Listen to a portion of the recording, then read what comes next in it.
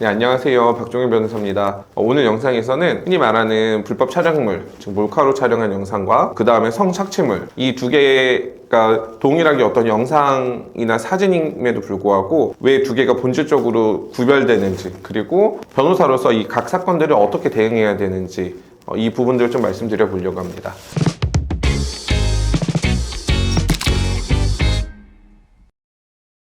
일단 몰카죄, 즉 카메라를 이용한 촬영죄 같은 경우에는 특히 이제 초범이거나 아니면은 뭐 대학생, 미성년자 이런 분들 같은 경우에는 빠르게 합의를 한다든지 아니면은 내가 앞으로는 몰카를 촬영하지 않겠다라고 하는 재범 방지 의사 이런 것들을 반성문 탄원서들을 통해서 제출함으로써 기소유예를 받는 게 목적입니다. 즉 내가 어떤 성범죄의 전과를 남기지 않도록 처리하는 쪽으로 흘러가고, 반대로 성착취물 제작의 혐의로 조사를 받고 있다. 사실 이때는 의뢰인을 이렇게 변호사 사무실에서 보기보다는 유치장이나 교도소에서 만나는 경우들이 많을 수밖에 없어요. 왜냐면 이미 이 순간에는 구속되어 있을 가능성이 매우 높기 때문입니다.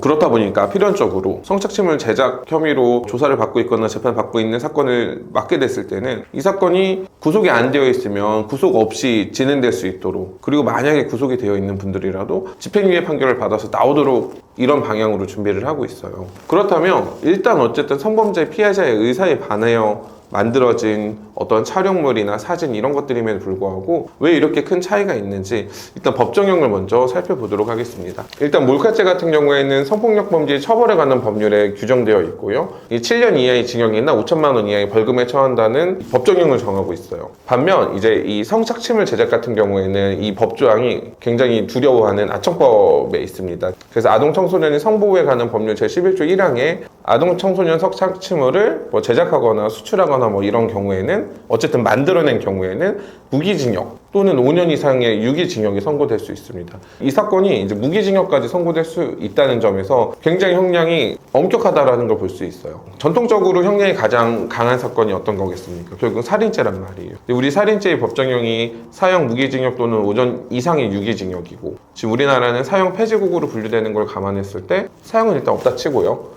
그러면 살인죄와 성착취물 제작이 동일한 법정형을 가지고 있다는 점에서 이게 굉장히 큰 죄구나, 어떤 마음으로 좀 준비해야 되는지는 아실 수 있을 겁니다. 그러면 도대체 어떤 점에서 이 불법 촬영물과 성착취물을 구분하느냐? 가장 중요한 구분점은 영상이나 사진에 등장하는 대상이 있습니다. 즉 성착취물 같은 경우에는 아까 말씀드린 것처럼 법조항이 어디에 있나요? 아동청소년의 성보호에 관한 법률에 있잖아요.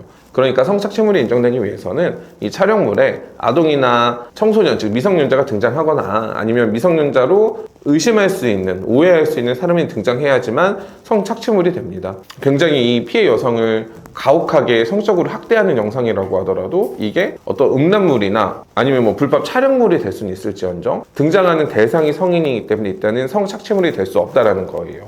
따라서 이걸 좀 정리하자면 성착취물이라고 하는 것은 반드시 여성이 등장하는 음란물을 말하는 것이 아니라 여기에 어떤 아동이나 청소년이 등장하지 않는다고 하면 지금 이제 우리나라는 법에서 금지하고 있는 음란물일 수는 있지만 아청법에 적용을 받는 성착취물이 아니다. 그러므로 적용되는 법조항이 매우 달라진다는 걸 좀 구분하실 필요는 있습니다. 다만 여기서 이제 조금 하나 주의하실 거는 이제 등장하는 대상이 실제 나이는 성인인데 예를 들어서 외모가 좀 어려 보인다든지 체격이 왜소해서 누가 보더라도 미성년자를 좀 오해할 수 있는 여지가 있는 영상물이라고 하면은 이때는 아동청소년 성착취물에 해당하고 그에 따라서 아청법의 적용을 받게 됩니다. 즉 아청법에 전과가 생겨난다는 점을 주의 깊게 생각하실 필요가 있어요. 사실 이 대표적으로 이제 교복을 입은 영상물 같은 경우에 조심해야 되는 게, 이거 제작하는 사람들은 이 대상이 어떤지 알고 있을 건데, 문제는 N번방 사건 이후에 꽤 많은 사람들이 처벌받았던 법조항이 성착취물 소지죄입니다. 내가 그냥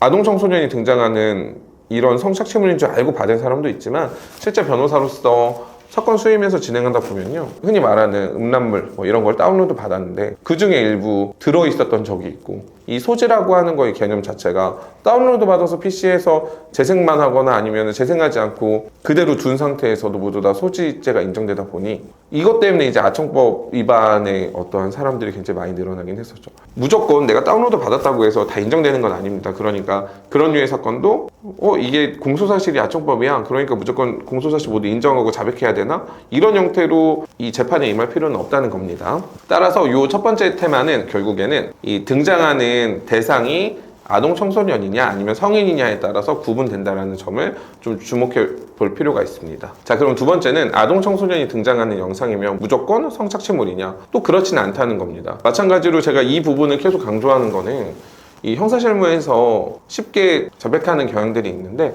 좀 그러한 형태를 좀 지양하고 내가 좀 법리적인 검토를 좀 꼼꼼히 하시는 게 좋다라는 거예요. 그래서 이 부분과 관련해서 한번 주의 깊게 살펴본 판례가 있고 이게 이제 사회적으로도 굉장히 이슈화 됐었던 사건입니다. 그 해당 사건의 어쨌든 피고인이 상가 건물 화장실에 들어가서 이제 뭐 용변을 보는 피해자들이 촬영했다고 해요. 촬영한 횟수는 꽤 많았어요. 약 한 47회 정도 된다고 하는데 이게 이 상가의 특성상 화장실을 이용하는 사람들의 상당수는 미성년자였었다고 합니다. 그러니까 검사는 당연히 이거는 아동 청소년이 등장하니까 이 촬영물은 성착취물이다라고 해서 기소를 하게 됐고 이 1심 법원에서는 모두 다 성착취물로 인정했었어요. 피고인에 대해서 징역 5년을 선고했었는데 이제 항소심에서 이 부분을 파기했었죠. 무조건 아동 청소년이 등장하면 성착취물이냐? 그렇지 않다라는 거예요. 이 성착취물의 개념이 어쨌든 우월한 지위에서 이 피해자인 어떤 미성년자의 성을 강압적으로 취득한다라는 의미를 가지고 있잖아요.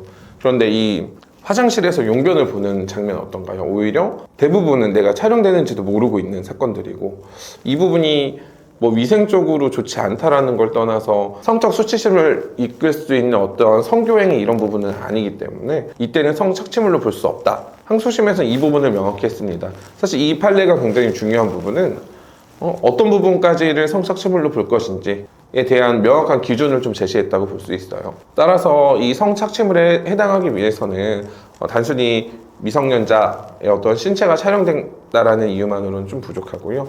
뭐 이 사람의 신체 부위 촬영하는 이 사진들을 봤을 때 내지는 영상물을 봤을 때 성관계를 연상시킬 수 있는 장면들이 포함되어 있을 때에만 성착취물이 되는 것이지 단순히 몰래 그냥 미성년자의 신체를 촬영했다 뭐 이런 것만 가지고는 성착취물에 해당하지 않는다라는 점을 좀 기억해 놓고 이 조사나 재판에도 좀 임할 필요가 있는 겁니다. 마지막으로 경찰 조사를 앞두고 있는 경우에는 어떤 걸 준비해야 되냐? 기본적인 거는 결국에는 내가 성착취물을 모두 다 인정할 것이냐 아니면 불법 촬영물까지만 인정할 것이냐 좀 이 부분을 먼저 정할 필요가 있어요.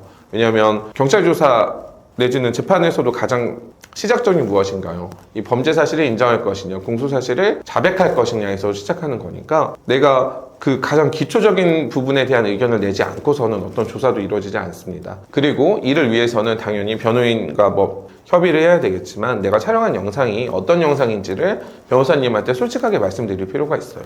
그러니까 이게 영상을 가지고 있는 때들도 있고 아니면 영상이 뭐 삭제했거나 아니면 핸드폰 같은 경우에는 이미 경찰서에 압수당한 경우도 있겠지만 그래도 적어도 본인이 촬영한 영상이 어떤 형태인지는 알 테니까요. 그래서 이걸 통해서 향후에 어떤 방향까지 범죄 혐의를 인정하고 조사할 것인지 좀 이렇게 미리 계획을 세우고 그 다음 단계에서는 결국에는 이게 불법 촬영물이냐 성착취물이냐와 별개로 이 성범죄에 해당하기 때문에 피해자 국선 변호사님이 있을 거고요. 이제 내가 선임한 변호사님을 통해서 피해자 측과 좀 신속하게 합의를 진행하시는 것이 혹시 성착취물로 인정됐을 때 사전구속영장이 청구되는 것을 막을 수 있는 하나의 방법이긴 합니다. 이렇게 성착취물 제작으로 혐의가 모두 인정되면요. 결국 뭐 집행유예를 받을 수도 있어요. 그런데 점점 우리 사회가 이 범죄 전력에 대해서 엄격한 기준을 가지고 있고 이러한 잣대는 앞으로는 점점 더 높아질 것으로 보입니다. 그러니까 오늘 영상 같은 경우에는 내가 한 행동이 어디까지 성착취물이고 어디까지가 그냥 단순히 불법 촬영물인지 명확하게 구분하기 어려우실 수 있습니다.